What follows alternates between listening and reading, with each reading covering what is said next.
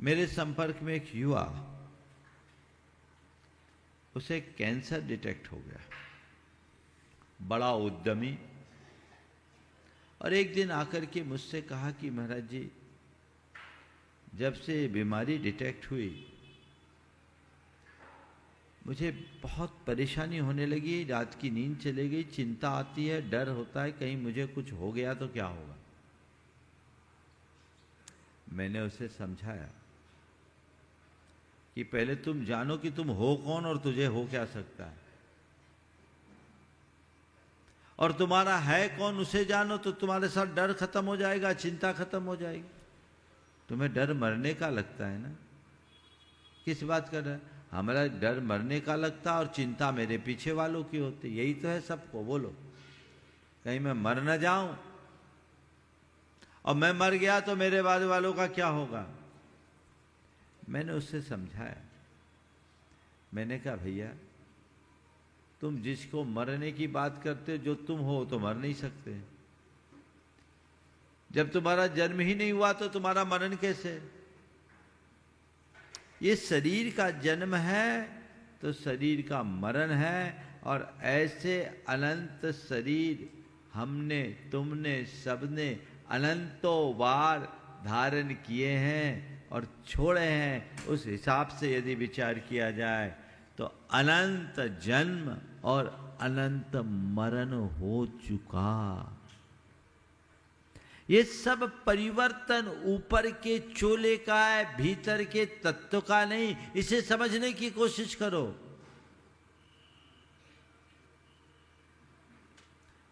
तुम अजर अमर अविनाशी हो, इसे पहचानो। और ये शरीर भी तुम्हारे साथ तब तक बना रहेगा जब तक तुम्हारी आयु है, और जब तक तुम्हारी आयु है तुम्हें कोई हिला नहीं सकता, और आयु पूरी होने के बाद कोई जिला नहीं सकता।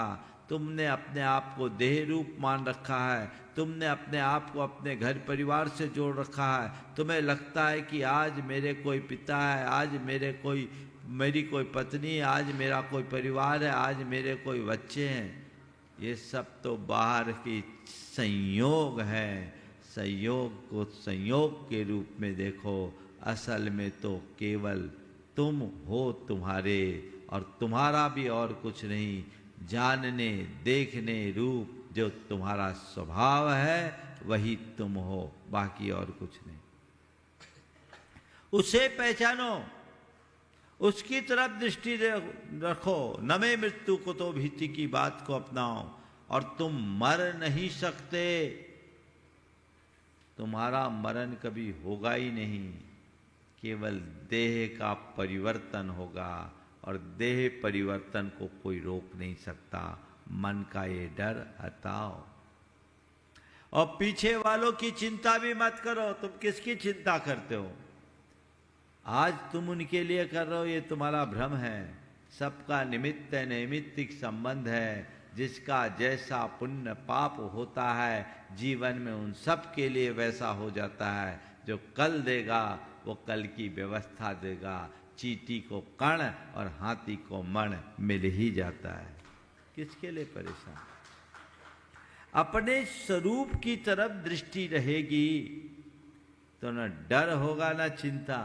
और मैंने कहा जब मरना, शरीर छूटना होगा तो छूटेगा, लेकिन इस डर से तो मरने के पहले ही मर जाओगे। डर को निकालो, मैं मर नहीं सकता। और नियमित भावना योग करो, अपने आत्मा के स्वस्थ स्वरूप का चिंतन करो। मेरी बात सुनते ही उसके चेहरे की भावभंगिमा बदल गई, प्रसन्नता की एक लहर से उत्पन्न हुई, जीवन धारा बदल गई। उसने कहा, मेरे पिताजी मुझे हमेशा कहा करते थे कि बेटा धर्म से जुड़, धर्म से जुड़। मुझे उनकी बातें ऐसी ही लगती थी, लेकिन आज आपके इतने संबोधन से मुझे मालूम पड़ा कि धर्म और अध्यात्म में कितनी बड़ी ताकत है। महाराज, आपके इस संबोधन से मेरा सारा भ्रम दूर हो गया, और आज वो व्यक्ति पूरी तरह स्वस्थ है। कैंसर के लक्षण भी पूरे दूर हो गए, और जीवन में एक आध्यात्मिक मोड़ आ गया। मोह भाव में जियोगे तो व्याकुल होगे, और ज्ञान के साथ जियोगे तो निराकुल रहोगे। इसलिए व्यक्ति के हृदय में आध्यात्मिकता होनी चाहिए। आत्मज्ञानम स्वयं ज्ञानम ज्ञानादन्यत् करोति किम। वो आत्मज्ञान ही वास्तविक ज्ञान है। इस ज्ञान से भिन्न कुछ काम नहीं आने वाला। वो ज्ञान अपने अंदर विकसित कीजिए। अपने आप को जानने की कोशिश हर प्राणी को होना चाहिए। बार बार विचार करना चाहिए कि आखिर मैं हूं कौन।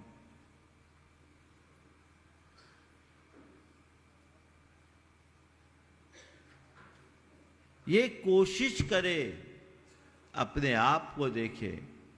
गुरुदेव से जब मैं ब्रह्मचारी था संघ में आया और कहा गुरुदेव सामायिक में क्या अभ्यास करूं, तो उन्होंने एक कारिका सुनाई और कहा बस इसका विचार करो। को हम कीदृग्गुणः किं प्राप्य किं निमित्तकः इत्थुहं प्रत्यहं नोचे दन्यस्थाने मतिर्भवे। मैं कौन हूँ? कीदृग्गुण को हम, मैं कौन हूँ? कीदृग्गुण, मेरा गुणधर्म क्या है? किन निमित्त, किस निमित्त से आया? किम प्राप्य, क्या मुझे प्राप्त करना है? किन निमित्त का, किसके निमित्त से मैं आया हूँ? ये प्रश्न रोज अपने मन से पूछो, चित्त कभी उधर उधर नहीं जाएगा। कौन हूं इसको याद रखो। स्वरूप बोध होने से जीवन की धारा बदल जाती।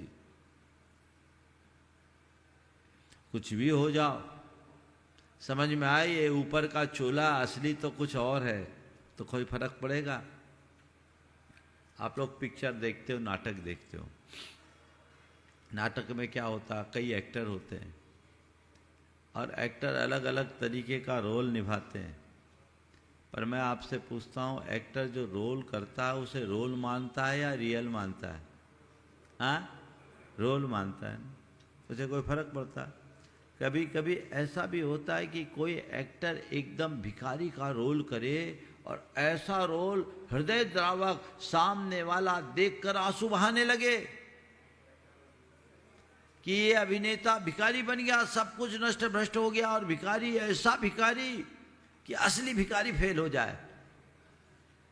हाँ, आप आंसू बहा रहे हो, वो भिखारी बना है, लेकिन उसे भीतर से पता है ये मेरा रोल है, असल में तो मैं कुछ और हूं। उसे कोई फर्क पड़ेगा क्या? बोलो, नहीं ना। तो मैं यही कहता हूं, ये जो परिणतियां हैं ये रोल है, रियल नहीं है, इसे जानो। रोल को रियल मानोगे फेल होगे।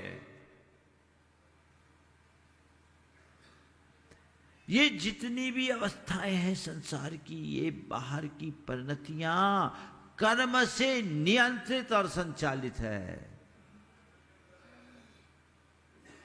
कर्म ने जो रोल दे दिया अब उसे अपनाना पड़ेगा। इसलिए जानो ये क्या है? रोल है, ऊपर का रोल है। अब जो रोल मिल जाए सो उसको अपनाओ। जय हिंद दोस्तों, अगर आपको मेरी वीडियो अच्छी लगती है तो प्लीज़ मेरे चैनल को लाइक, शेयर, सब्सक्राइब करिए और इसी तरह से अपना प्यार देते रहिए। धन्यवाद।